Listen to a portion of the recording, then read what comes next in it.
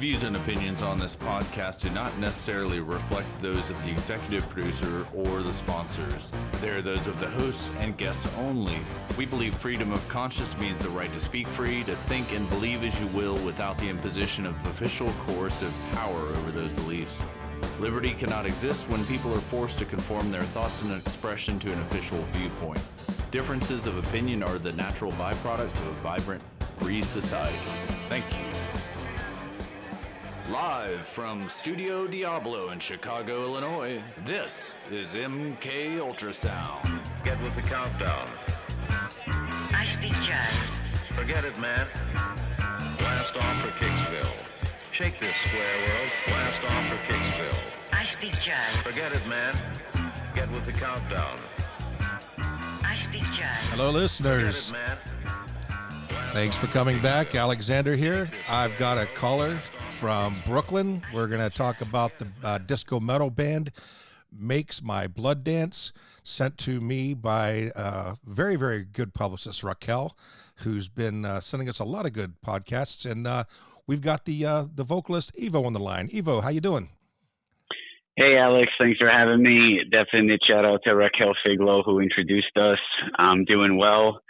Despite the fact that I'm calling you from a hotel right now because my house flooded right before Christmas. Whoa. Wow.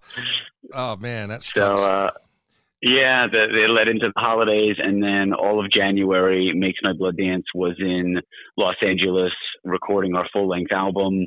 We shot a music video. We went to NAMM. So it's just we're firing on all pistons pretty much all the time. And the show must go on. Right. I was following you on social media while you were out at NAMM, and it looked like you had quite the setup there. I mean, that's where I appreciate social media, because we do get to bring people into like, hey, this is a day in the life of, this is what's happening. You know, we're working with some celebrity producers. It's really exciting stuff. The whole setup is top notch. We're working with Michael Blue, who recorded the band One Republic, Colby Calais. He's very close with Macy Gray. We actually covered one of Macy's songs on our album, and I met her. She came to the studio and we hung out. So there's been so much excitement. The other producer, his name is Brett Mazer, and he's a former member of the band Crazy Town with their hit Butterfly. And he's been an incredible talent. And as far as just really being an active producer, you know, I've worked with a ton of different producers and engineers over my career, and to have someone who's a multi-instrumentalist who challenges me, you know, on my vocal delivery, different sections of the song, a real producer. And I think a lot of younger bands, you know, don't necessarily know what that is, because I didn't. You know, you think it's someone who has better gear than you and just records you, but that's only half of it. Yeah. Anybody who reads books on bands knows all about that. Now, do you per project, say per album, do you work with one producer, or do you do multiple producers per record? So our system is I think somewhat unique. We recorded 9 songs in literally 3 weeks, front to finish. And one of the reasons we could be so efficient is that Jon Kristian and I, Jon's the lead guitar player and programmer of Makes My Blood Dance, we co-write and produce everything on our own in our home studios. We send it back and forth to each other relentlessly and, you know, leveling the songs up. So our demos are pretty much full-fledged out recordings. And we did a few of our early albums that way. The stuff that you're going to play actually later on this show, songs like Together Apart, and some of the other newer ones, we had done them in our home studios. And then Dave Ogilvy of Skinny Puppy, who also worked with Nine Inch Nails and Tool, he did the mixing and post-production on those. So that is one way to make records. This record, we did our normal demo process, and then it led us into road testing those songs. We were on tour. We did about 50 dates last year. And so in addition to really knowing them in and out in our own studios, we beat them to death on the road, you know, got feedback from the crowds, the songs evolve through live performance. And so that's how we were walking into the studio to work with these producers, Michael Blue and Brett. So, you go in a much different capacity. A lot of artists go in with producers and take months and months and months to make records because they're writing the songs and figuring it out right then and there. And we did a lot of changes, but at the end of the day, we were really prepared. You know what I find kind of odd is I've worked with Skinny Puppy since probably 1990, and I've become friends with the guys, and working with their producer. What was really odd was you're probably aware that Motley Crue used them on Generation Swine. Were you aware of that? What was that? Motley Crue what? Motley Crue used Dave Ogilvy on Generation Swine record. Yeah, I mean, Dave, every time I mention Dave, he's like a legend in the industry. He's been a fan of our band from literally day one. When the band first formed about 5 or 6 years ago, we were working with another producer who's a friend of mine. Her name is Callie Marie. And I had brought her in really to like whip the band into shape. I had been in a bunch of different bands, but I recognized right off the bat, like, I really respected her work, and I wanted to just kind of fast track the band's development a little when working with a lot of new people, because it's difficult when it comes from within the band, so sometimes when you bring in someone else, it's just easier to get things organized. She had the contact for Dave Ogilvy, and she immediately sent him some of our demos, and he's been following us and a fan of this band from day one. That's great. And that was just such, also in the momentum in the life of a band, you have to have a lot of resilience, right, against both positive and negative opinions.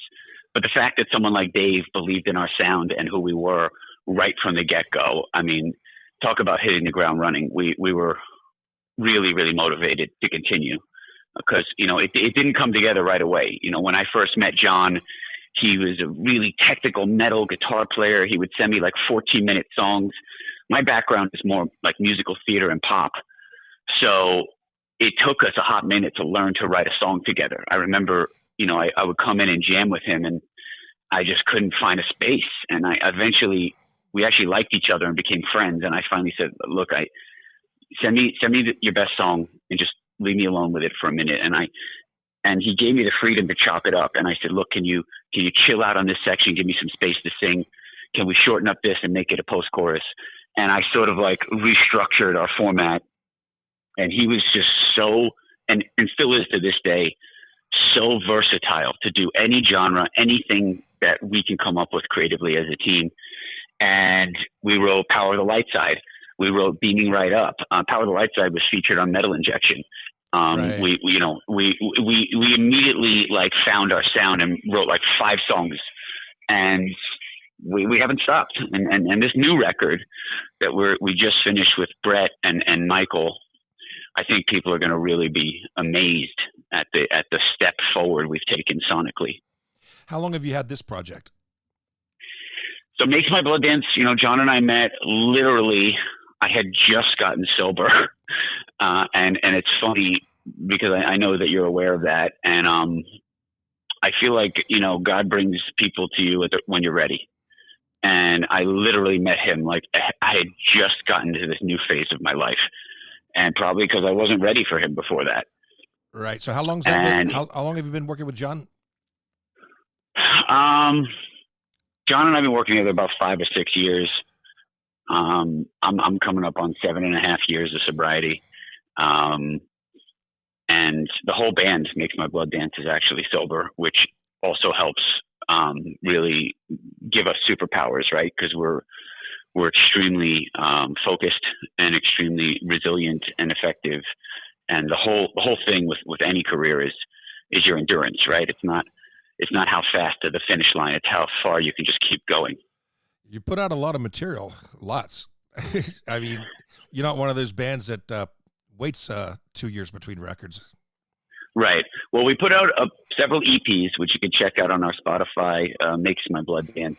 And we did a bunch of singles, and we did a bunch of videos because we love music videos. Our music is very dance-centric, so all the videos have a lot of movement in them, including the new music video we just shot in Los Angeles, which is me doing I did 3 days of dance training with an incredible studio and incredible dancers. And you'll see. Hopefully I pulled it off. I think I did. Cool.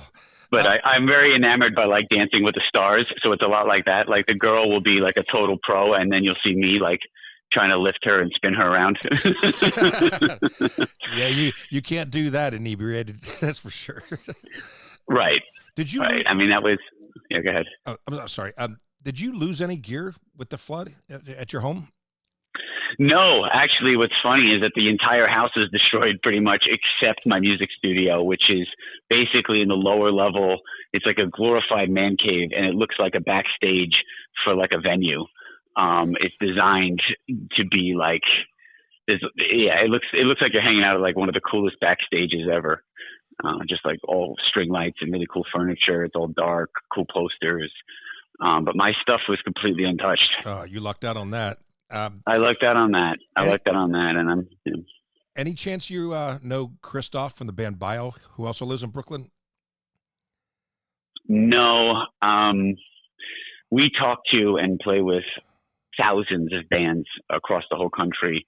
I'm constantly talking to younger, newer bands in every market. I get on the phone with them personally when we do our headlining tours. I want to create a good vibe and help everybody to level up.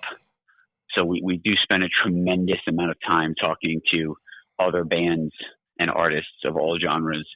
But as far as the Brooklyn scene, I mean, we've been kind of national for the last 2 years. Okay. And so you're going to find me less like walking around in the clubs knowing what's happening, you know, on a nightly basis. But we do have a pretty big network in Brooklyn. I've not been to Brooklyn yet. I do want to visit. I want to go to this place called Duff's that everybody talks about. I know Yeah, Duff's is the kind of bar where you're definitely going to get in trouble. It's just like this late night. It's been around forever. It's like the CBGB of like metal hangout dive bars. Just cheap beer, like all red dim lights, and just anything goes. Right. I worked with Typo Negative a lot, and I know they hang out. They used to hang out there. I think everybody moved out of Brooklyn except for I think Josh still lives there. But yeah, I definitely used to hang out there, but once I got sober, I stopped hanging out there. Good for you. Well, the first song I chose was that your most recent single that came out in October? What's the song? Knowing It Without Knowing Why. Knowing It Without Knowing Why is the most recent one. Okay. It's kind of a song that, you know, we kept trying new things, and we did a very cool lyric video for it. You could check it out on our YouTube channel, Makes My Blood Dance, and the song is called Knowing It Without Knowing Why.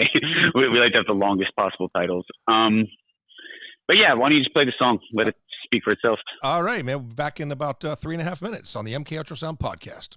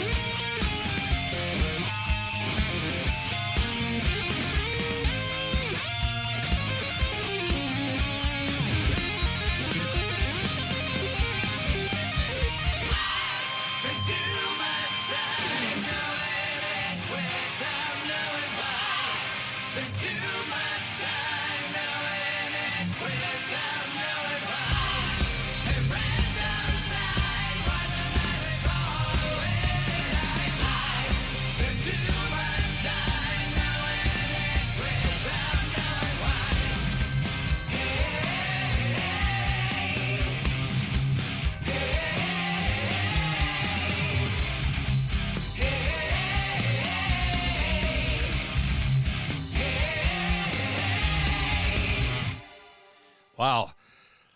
Evo, I hear a little bit of Ghost in that song. That's a very cool reference. We love them. There's a little Alice in Chains in there. There's a little of Jane's Addiction in there. I think that the key to originality is just taking your influences a step further until it's something new and fresh. And of course, as an artist listening to that song, I'm thinking about the new record and the next thing and how, but there's people who probably just heard that for the very first time now and have opinions. So, thank you for playing it. It's very cool. Yeah. I wanted to, I was hoping I picked the most recent. That was in the press kit that I received. And, so you did, you say you do about 50 dates a year. Do you ever come out this way to Chicago area, the Midwest? Definitely. Our circuit has been mostly the East Coast, upper mid-Atlantic, to the Panhandle over to Texas. Like I said, we just got back from LA. We were doing a bunch of different events over there, but, I think touring in general, and I tell this to a lot of bands too, is very dependent on, the costs associated with it. We just got our own mini tour bus RV last year, which helps offset a lot of costs. And when you tour on the East Coast, for example, you can hit 4 cities in the same amount of mileage that you can hit 2 when you go west, because it's just miles and miles of desert and the cities are further apart. So, we will be doing a lot more touring in the coming years. We just signed with new management, and we have a lot of label interest right now, and different agencies are talking to us. It feels kind of like the dream come true. Nothing that I can really talk about yet because it's all kind of happening. Sure. But I think that we're going to be doing much more national and international tours in the coming years. Well, you're very, very visual band. I can see that in the music videos. Who rounds out the band? Give us the names and what they do. And mm-hmm. So, first off, my main man, Jon Kristian, is on lead guitar. He's my partner and programmer, and he's just a beautiful soul, very talented.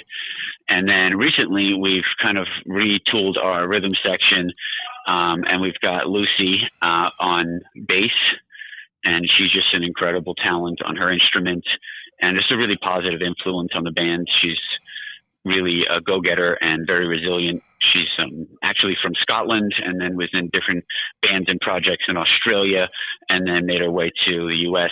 And by the grace of God, we found her. Wow. And then we've got Ray on drums.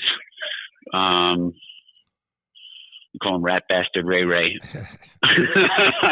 But he's also just a really gentle and incredible person to be around. And we've only done a few tours with both of them, but again, when you tour with people, you really learn who wants to do this and who can do this, because saying you want to be in a band, playing your instrument, playing a few local shows, and then living with people through the hungry, angry, lonely, tired, through all the moments that aren't the glorified, hour on stage. Right. What kind of person are you dealing with? And so I'm proud to say that the current lineup is very symbiotic and really able to tour together. And so I'm really, John and I said it, that this last tour, which was called the Nightmare Before Christmas tour, there was dates in October all the way through December of last year, was one of the best tours we've been on, because this, not only just the shows, but even going onto the tour bus at the end of the night, we were looking forward to it because we really love our bandmates.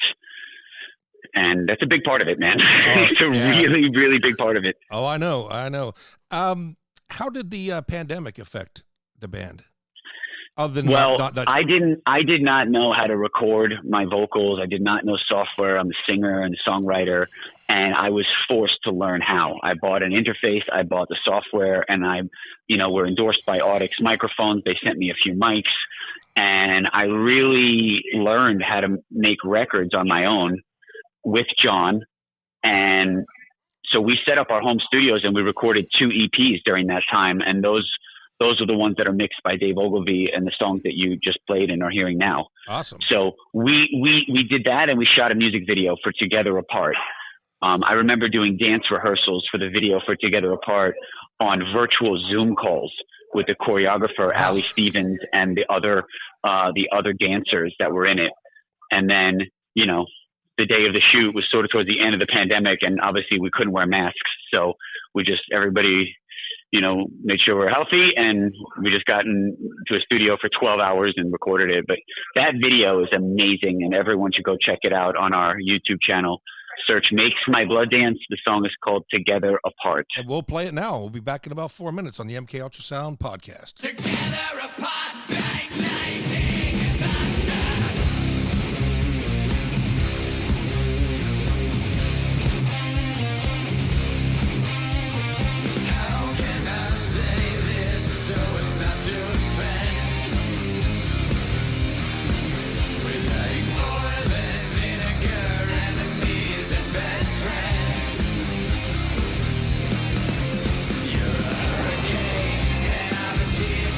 With no end.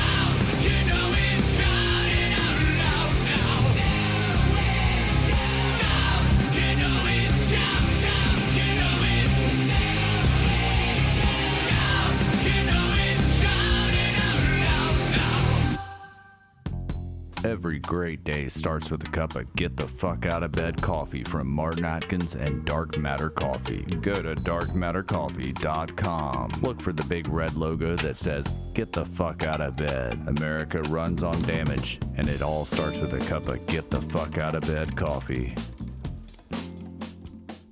There are 10 commandments and there are 7 deadly sins, but there is only one MK Ultra Magazine. Visit us daily online at www.mkultramagazine.com for entertainment news, reviews, and interviews. mkultramagazine.com, home of Alexander's Diary of a Damn Man. That's mkultramagazine.com. We have a great interview coming up. It won't be on the podcast, but it'll be on the website. We've got the Reed brothers from Jesus and Mary Chain. Do you like those guys at all? They're lifers. I mean, they've been around and they don't go away, and I respect that. Yeah, I think I remember their music from my early years. I haven't revisited it recently, though. Yeah, they're at the point where they just do a record every 4 or 5 years. I know they tour a bit. They broke up for a while. I think I was with them on, well, the very last show that they did as Jesus and Mary Chain in around 1998. Yeah, and then they split up and then got back together. So I'm looking forward to one of our writers is going to be talking to them. I'm looking forward to that. That'll be up in about a week or so. What about you? Who are some of your personal influences? I was just watching a YouTube recap of the band Silverchair and their career. They were really big in the 90s. Right. They were 15-year-old kids who had a worldwide smash out of Australia. And, one thing that I think all artists think about is just where's my career going, how to maintain the momentum, and first of all, what gets people to success? What keeps them in success? What's the reason that they don't have success? And the only place that my mind always keeps going to is just creating content that I feel is compelling. So, we just finished a very long campaign of recording our first full-length album in Los Angeles at the highest possible level that we're capable of doing right now. And I'm already talking to my bandmates about writing new songs and what's next. And I've already written a few different lyrical compositions of things that, of powerful emotions or thoughts that I've had. And that's part of our process. So I think my message to any, artist listening to this who may think about that stuff is just think about your content and your craft, and less about the uncertain future or the anxious past. And just get to it. Right. Your writing and recording process, does it start with the guitar riff or does it start with your lyrics? What's your band's process? We've written a bunch of different songs in a bunch of different ways, but there's always the one way, which seems to be the biggest comfort zone, right? Where we seem to nail it the most times, which is Jon sort of, him and I having a verbal conversation, maybe based on my lyrics and the mood that I'm looking for in the next song. And then him taking it to a place, laying down a bed of music, programming some arrangement, guitar, chord changes, a beat, and then sending that to me. And then I go at it and create lyrics and melodies. And then we just send it back and forth and keep tweaking it. Once he hears where I'm taking it, then he adjusts what he's done, back and forth. And then, we'll start playing it and like that. But we've, if you check out the song Heaven Collides, that's a song that I wrote on guitar with lyrics and melodies. And then, of course, Jon leveled it up in an incredible way. But that was a different sort of format. That lyric video is really cool. It's on our YouTube channel. Check out Makes My Blood Dance and then Heaven Collides. Recently on our new record, the producer, Brett Mazer, sent me sort of towards the end of the process before we went out there, a portion of a song with just the beat and groove and a few chord changes. And then Jon and I completed the entire song, and that one came out just brilliantly. So, we're open to collaboration, but I think to answer your question, the most frequent and I guess prolific combination of writing is basically me and Jon, and then pinging it back and forth, and then playing it live and then bringing it to producers. We were leveling it up. We were talking about the the pandemic and how you had learned how to fine tune your craft. I found that a lot of the bands that I work with, they got very creative during that time, and they were doing, and I'm sure you've seen it, the videos where they're in 5 different places, 5 different instruments, and that was really cool to see them continue on doing that, because without the technology that we have now, 40 years ago, you couldn't do that if there was a pandemic. Mm-hmm. Well, I feel like there were 2 types of people in the pandemic as far as music goes. And this is based on what I saw on the road and also what I was hearing from our partners in publicity and marketing in the industry. There was the one type of group that just threw their hands up and said everything's fucked and sort of went away. And it really reduced the playing field a lot. A lot of bands went away. Mm-hmm. And then there are the other ones, which in any walk of life are the ones that thrive and survive, who anytime there's a setback, it's a point of entry and an opportunity to level up. And that was definitely Makes My Blood Dance. I mean, we became extremely prolific. We learned how to record our own records remotely. We embraced technology, and we wound up recording a music video. So the second the pandemic broke, we became a touring machine, and we had all this content to back it up. We were ready. So we took advantage of that, because when hardly anyone was doing it, we were out there hitting the pavement. Now you're in a climate where a lot of bands are back on the road again, and it's a bit crowded. So we went back into content creation. We just did the whole full-length album. We shot a music video. We're thinking about, what's the next video. And it just kind of goes in cycles like that. And it goes back to what I said earlier about just focusing on your content and your craft. I had mentioned watching social media, watching your band, watching Raquel's band that she works with. Did you get to meet any of these other guys? Did you get to meet October Noir, or did you meet Sin, who I did get on the phone with Tom from October Noir. He's a very cool dude. Yeah. And we met in person actually at the Metal Hall of Fame, which Raquel got us VIP passes. We were on the red carpet. There were members of some very famous bands walking around, and that was fun. That was the Hollywood game. We went out there peacocking and walking around doing our thing. You could see those photos if you check out our Instagram on Makes My Blood Dance, and that was fun. And I met Tom. He was at that, and then we did see each other again at NAMM, which is many people know of it as a major music convention for instruments and technology and just all the next new stuff. And we went to NAMM last year and got a bunch of endorsements because we tour so much. Some of our most notable endorsements are Cream Guitars. They've supported us from day one. Jon plays a Cream guitar on tour. Now they're developing their new bass line and making a bass for Lucy. And I'm going to get a new special guitar because I play rhythm on several songs. And also Audix microphones, who have always supported us, and they have great mics. But we got a bunch of new ones. Westone in-ears, Aurora strings, Blue amplifiers, which make touring a lot easier. Blue, they put a 150 watt head unit on the pedal board, so you don't have to carry a big setup. So that's some of the networking aspects of what just happened in January. I saw Tom got a endorsement with Dean Guitars, which is based here in Illinois. I thought that was pretty badass. Yeah, we met the head of Dean, and he was extremely nice, and that is badass. And he's a good guy, and we chatted with him for a bit too. How expensive is that for you to do an event like NAMM? Well, we already had some endorsements from last year. When you do have endorsements, most of them help pay for your badges and stuff like that. But, we still flew out there on our own dime. We're staying in Airbnbs.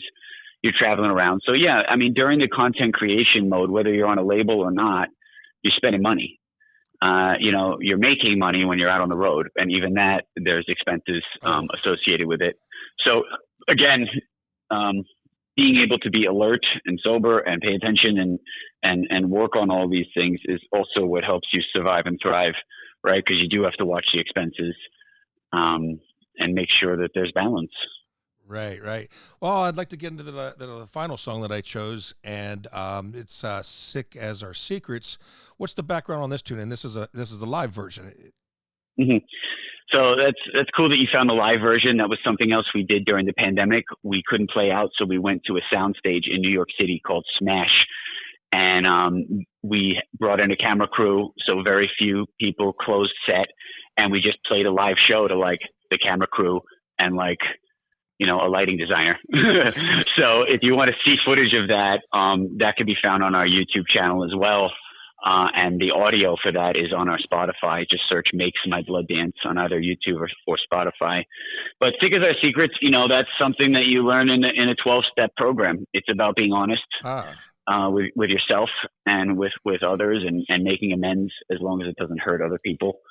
And you know, when we carry secrets, it's part of our sickness. And you know, it starts with not being too hard on yourself, right? Because all that self-talk is what cripples a lot of us. We're our biggest critics, and in a world full of, I think there's tons of hate and tons of bullshit going around on social media, and people are very bold with their statements without regard to what it will do to people. You know, you got to have a clean slate and do the best that you can, and also recognize that nobody's perfect. So when you're doling out judgment, you know, how perfect and how clean is your side of the street? Nice. Yeah.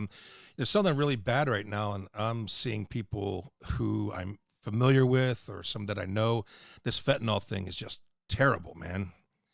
It's yeah, again, you know, I think that's a concern when you're buying drugs and hoping that they're clean. So the first answer is don't buy drugs, and then maybe you don't have an issue. Even if it's somebody you've known and trusted for a dozen years. Yeah. Right. I mean, I will say with like marijuana becoming like, you know, mostly available and legalized, that hopefully does take some weight off of that. But even that's got to be kept in check and not be an every single day thing, and because it just becomes another distraction and another financial burden. And you know, that's not where my head's at right now. And I'm not I'm just kind of telling people our angle: take from it what you will.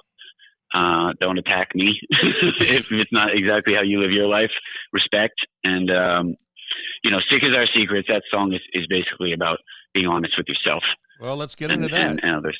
All right. Yeah. That's a good setup. All right. Well, we'll be back with Evo from the disco metal group Makes My Blood Dance on the MK Ultrasound podcast.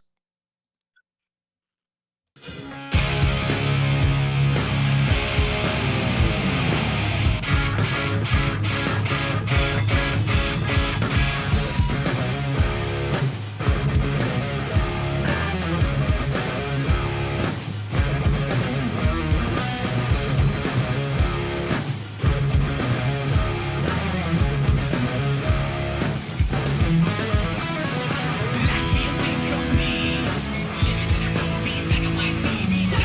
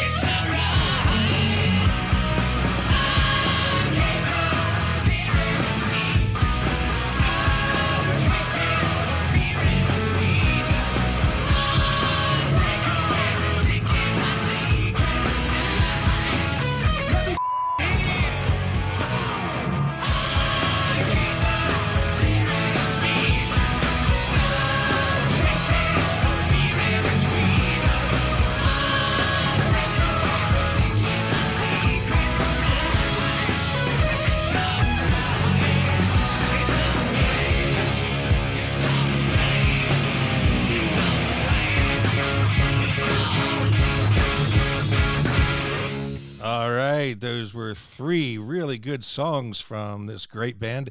Man, thank you very, very much. I'm going to make sure that all your social media is put on when I get the podcast up in about an hour. People will be able to find you. Anything else that we should know about? Alex, just thanks for taking the time. It was cool that you played a live track because I always like hearing, my favorite bands live. And it's interesting coming out of the studio where you put the magnifying glass on every little thing and then you playing that live one for me where I'm hearing, every single nuance of like, oh God. But, I think it's cool. It's a cool another aspect of a band that you may hopefully be a fan of. And, I really love that. I've always loved like jam bands and different genres and to hear how it is live. And it was cool. Well, as long as you chose that. Yeah. And thanks for letting me choose the songs. I appreciate that.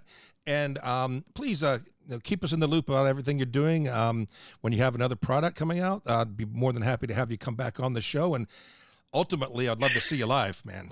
I'd like to it'd be cool. Look, Makes My Blood Dance is going to have a big year. I know everything that's kind of in the works right now, and just keep a tab on us. MakesMyBloodDance.com. If you enter your phone number there, we text you when we come around on tour. There's a widget, and follow the band on all the socials. And thanks for listening, everybody. And thanks, Alex. Thanks, man. We'll talk to you soon. Have a great day. Peace. All right.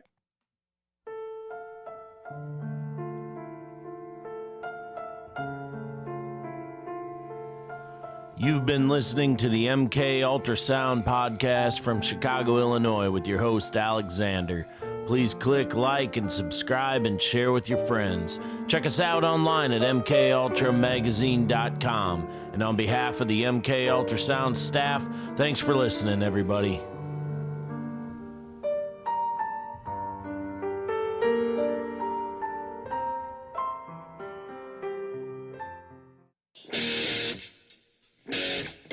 Okay, that was a great show. I hope everybody loved that band because I certainly do. I just want to take a minute and thanks to everybody that came out to hang out the LA Gun show. I know our friend Beans put together this nice little tribute to Nick Huffman. His daughter came out. Emily was there. My friend Rockin' Robin was there. They got to see Dave Gann's Metal Dad there. A lot of friends. Lainey Levinson, that was just fantastic. Had a great hotel room. That's the best part of that was the LA Gun show and getting to see everybody. Afon Johnson was talking about his new Pitbull project. We'll be talking to them sometime soon with Eden Lake. But Nick Huffman, if wherever you are, man, we love you. I hope you saw me wearing your shirt. Beans was wearing hers. Emily has always looked absolutely wonderful. And one more shout out to Jason Harmon, my associate producer, man. We couldn't do a lot of this without you, brother. So thank you very much. And from Chicago, Illinois to Brooklyn, New York, this is Alexander, the MK Ultrasound podcast. Talk to you next week. Thanks for listening.